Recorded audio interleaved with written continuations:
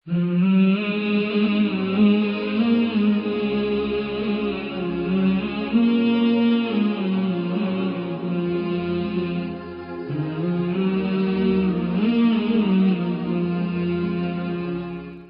علیکم ورحمۃ اللہ وبرکاتہ، نحمدہ ونصلی علی رسولہ الکریم، اما بعد فاعوذ باللہ من الشیطان الرجیم، بسم اللہ الرحمن الرحیم، رب اشرح لی صدری ویسر لی امری واحلل عقدۃ من لسانی یفقہوا قولی۔ حقیقت یہ ہے کہ رزق کے سارے خزانے اللہ سبحانہ وتعالیٰ کے پاس ہیں، اور اللہ سبحانہ وتعالیٰ اپنی ساری مخلوق کو رزق دے رہا ہے اور ہر طرح کا رزق دے رہا ہے، اور پھر بھی اس کے خزانوں میں کمی نہیں واقع ہوتی۔ ایک حدیث قدسی میں آتا ہے، اللہ تعالیٰ فرماتے ہیں کہ اے تمام جن و انس، اولین و آخرین،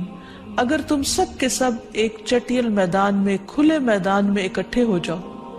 اور پھر سب اپنی حاجات مجھ سے مانگو، اپنی ضروریات مجھ سے طلب کرو، اور میں تم سب کو وہ عطا کروں جو تمہیں چاہیے، تو بھی میرے خزانوں میں اتنی کمی بھی واقع نہیں ہوتی جتنی سوئی کو سمندر میں ڈالنے سے واقع ہوتی ہے۔ لیکن بات یہ ہے کہ انسان جب اللہ سے مانگے تو پورے یقین کے ساتھ مانگے،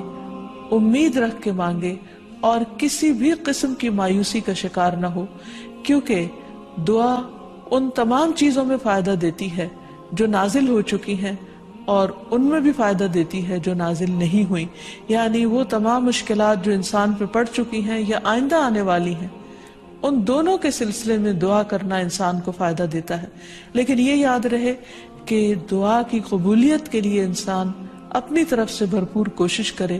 اور اس میں ایک کوشش یہ کہ جب اللہ سے مانگے تو پہلے اللہ سبحانہ وتعالیٰ کی تعریف کے کلمات کہے، تسبیحات پڑھے،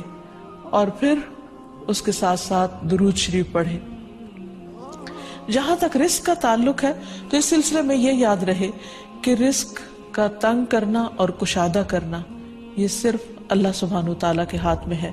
وہ جس کو چاہتا ہے زیادہ دیتا ہے، جس کو چاہتا ہے کم دیتا ہے۔ قرآن مجید میں اللہ تعالیٰ فرماتے ہیں واللہ یرزق من یشاء بغیر حساب، اللہ جس کو چاہتا ہے بے حساب رزق عطا کرتا ہے، اور پھر اگر وہ کسی کو زیادہ نہیں دیتا، اس پر رزق تنگ کر دیتا ہے، تو بھی اس میں اس کی اپنی حکمت اور مصلحت کار فرما ہوتی ہے۔ بعض لوگوں کو رزق کی زیادتی نقصان دیتی ہے، اور بعض لوگوں کو رزق کی کمی فتنے اور مشکل میں ڈال دیتی ہے کہ ان کے ایمان جانے کا خطرہ ہوتا ہے۔ اسی طرح بعض کو رزق کی کشادگی اللہ کی یاد سے غافل کر دیتی ہے، یعنی انسان مختلف مزاج کے ہوتے ہیں، تو اللہ تعالیٰ جو کہ بندوں پر مہربان ہے، وہ جانتا ہے کہ کس بندے کے ساتھ اسے کیسا معاملہ کرنا ہے، کسے زیادہ دینا ہے اور کسے کم دینا ہے۔ اس لیے ہمارے معاملے میں اللہ تعالیٰ کا جو بھی فیصلہ ہو اسے بخوشی قبول کر لینا چاہیے، اور اس کے ساتھ ساتھ اس سے اچھی امید رکھنی چاہیے۔ رزق کے سلسلے میں یہ بات بھی یاد رہے کہ اگر کبھی رزق میں تنگی ہو رہی ہو تو ہو سکتا ہے کہ اس تنگی پر صبر کرنے کی وجہ سے انسان کے اتنے درجات بلند ہو جائیں کہ بہت بڑی بڑی نیکیاں بھی اس کے مقابلے میں ہیچ ہوں۔ پھر اسی طرح بعض اوقات انسان کے لیے ناشکری رزق کی تنگی کا ذریعہ بن جاتی ہے، تو اس سے بھی انسان کو پرہیز کرنا چاہیے۔ خواہ انسان کے پاس تھوڑا ہی ہو تو بھی اس پر اللہ تعالیٰ کا شکر ادا کرنا چاہیے، کیونکہ اللہ تعالیٰ کا وعدہ ہے لَإِن شَكَرْتُمْ لَأَزِيدَنَّكُمْ، اگر تم شکر ادا کرو گے تو میں تمہیں اور زیادہ عطا کروں گا۔ کیونکہ ہر انسان جس کے پاس جتنا بھی ہے وہ عموماً کمی کا رونا روتا رہتا ہے۔ اسی لیے ہمیں یہ سکھایا گیا ہے کہ رزق کے معاملے میں ہم یعنی دنیاوی معاملات میں اپنے سے نیچے والوں کو دیکھیں کہ ان کے پاس کیا ہے، تو انسان کے پاس جو کچھ بھی ہو انسان اس پر راضی ہو سکتا ہے، مطمئن ہو سکتا ہے، خوش ہو سکتا ہے، اور اللہ تعالیٰ کا شکر گزار ہو سکتا ہے۔ اور یہ ہمیشہ یاد رکھے کہ اصل میں الرزاق تو اللہ تعالیٰ ہی ہے۔ اس لیے جب بھی رزق کے معاملے میں کسی بھی قسم کی کوئی مشکل ہو، اونچ نیچ ہو، تو فوراً اللہ تعالیٰ کی طرف انسان رجوع کرے اور اللہ تعالیٰ سے خوب خوب دعائیں کرے، کیونکہ وہ دعاؤں کا سننے والا ہے، قریب مجیب ہے، بہت قریب ہے اور ہر بات کا جواب دیتا ہے۔ ایسا نہیں کہ وہ انسان کی دعا کو نظر انداز کر دیتا ہے، اور یہ تو اس کا خود حکم ہے، وَقَالَ رَبُّكُمُ ادْعُونِي أَسْتَجِبْ لَكُمْ، تمہارا رب کہتا ہے کہ تم مجھ سے مانگو تو میں تمہاری دعا قبول کروں گا۔ تو ہمیشہ ہمیں یہ یاد رکھنا چاہیے کہ رزق کی کنجیاں اللہ تعالیٰ کے پاس ہیں۔ فرمایا لَهُ مَقَالِيدُ السَّمَاوَاتِ وَالْأَرْضِ يَبْسُطُ الرِّزْقَ لِمَن يَشَاءُ وَيَقْدِرُ إِنَّهُ بِكُلِّ شَيْءٍ عَلِيمٌ، آسمانوں اور زمین کی چابیاں اسی کے پاس ہیں، وہ جس کے لیے چاہتا ہے رزق کشادہ کر دیتا ہے اور جس کو چاہتا ہے تنگ کر دیتا ہے، بلا شبہ وہ سب کچھ جاننے والا ہے۔ اور پھر تمام مخلوقات کے رزق کی ذمہ داری اسی پر ہے۔ فرمایا وَمَا مِن دَابَّةٍ إِلَّا عَلَى اللَّهِ رِزْقُهَا،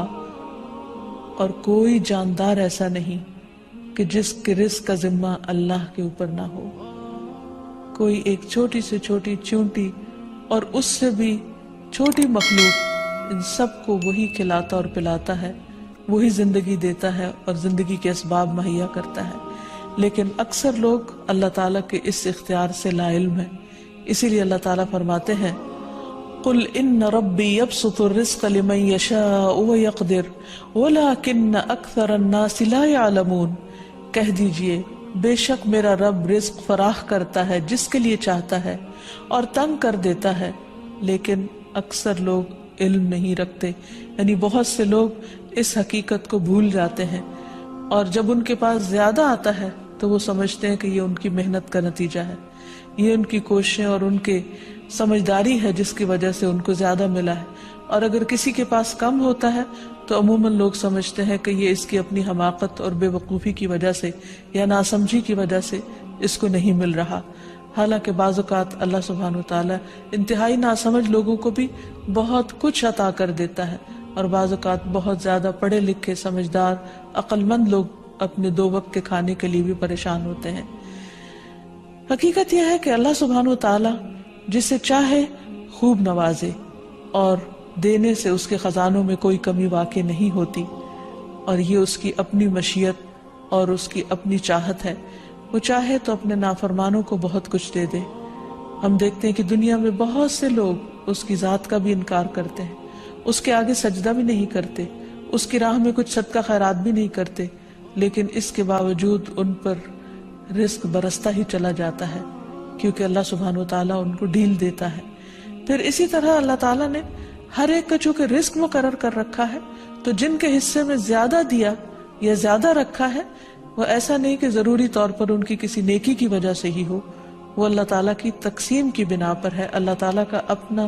فیصلہ ہے جو اس کے حکمت پر مبنی ہے، جسے انسان نہیں جانتے،